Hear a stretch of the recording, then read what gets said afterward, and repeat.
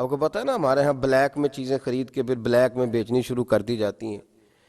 یہ وہ لوگ ہوتے ہیں جو بڑے سخت گیر ہو جاتے ہیں، جو اپنے دل سے وہ ساری چیزیں دور کر لیتے ہیں جہاں انسانیت جنم لیتی ہے، جہاں محبت جنم لیتی ہے، جہاں انسانوں کا دکھ پایا جاتا ہے. یہ تو پتہ نہیں کہاں پہنچ جاتے ہیں.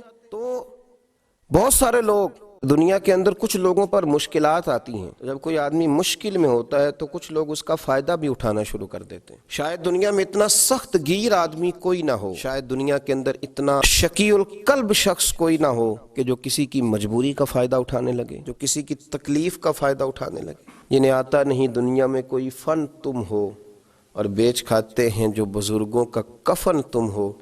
اقبال کہنے لگے اتنے بھی سخت لوگ ہوتے ہیں جو میتوں پہ سودے کریں، اور جو اس عالم میں آ کر جب لوگ تکلیف میں ہوں تو وہ اس طرح کے اسباب پیدا کرنا شروع کر دیں کہ تھوڑا سا دنیاوی نفع لینے لگیں. ہمارے ملک کے اندر جب مصائب، آلام، پریشانیاں گھر جاتی ہیں تو کچھ لوگ ذخیرہ اندوزی شروع کر دیتے ہیں.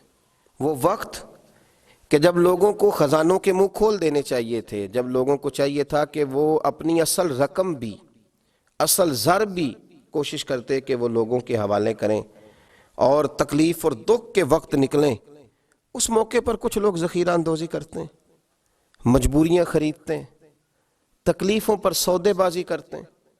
سمجھتے ہیں کہ شاید آج سامنے والا تکلیف میں ہے تو میں کبھی تکلیف میں نہیں آؤں گا.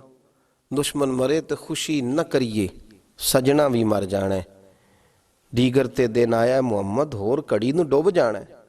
یہ وقت بدلتا رہتا ہے، آزمائشیں آتی ہیں تو ذخیرہ اندوزی کرنا، قیمتیں بڑھانے کے لیے مال کو چھپا لینا، ضرورت مندوں کے قریب چیزوں کو نہ جانے دینا.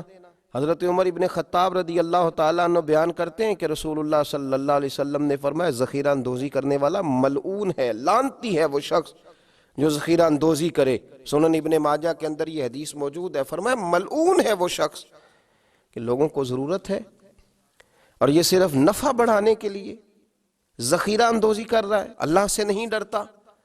حضرت سیدنا عثمان غنی رضی اللہ تعالیٰ عنہ کا بہت سارا مال واپس آیا. مدینے میں قرب و جوار میں شدید قحط کا عالم تھا، خشکی تھی، بارشیں نہیں ہوتی تھیں، لوگ تکلیف میں تھے.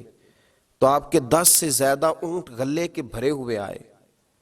حضرت عثمان غنی رضی اللہ تعالیٰ عنہ کا جب مال پہنچا، لوگوں کو پتہ چلا، تو وہ جو تاجر تھے جن کو پتا تھا کہ آج کل ہم مہنگی قیمت میں خرید کر ڈبل قیمت میں بھی بیچ سکیں گے، وہ پہنچ گئے.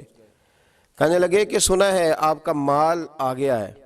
حضرت عثمان غنی رضی اللہ تعالیٰ عنہ کے پاس بہت سارے تاجر آئے اور انہوں نے آ کر کے کہا کہ سنا ہے آپ کا مال آیا ہے، تو ہم ڈبل قیمت میں آپ کا مال خریدنا چاہتے ہیں.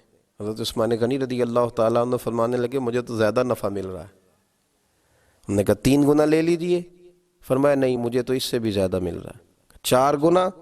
ہم مال نہیں دیکھتے، آپ کے جتنے اونٹ مال کے بھرے ہوئے آئے ہیں کسی علاقے سے، تو آپ 4 گنا نفع لے لیں. تو حضرت عثمان غنی فرمانے لگے نہیں بھائی، مجھے تو 10 گنا مل رہا ہے اور مجھے تو امید ہے 700 گنا بھی ملے گا. کہا جناب وہ کون سا آدمی ہوگا جو آپ کو 700 گنا، 10 گنا، اتنا بڑا نفع ہماری بس میں نہیں ہے.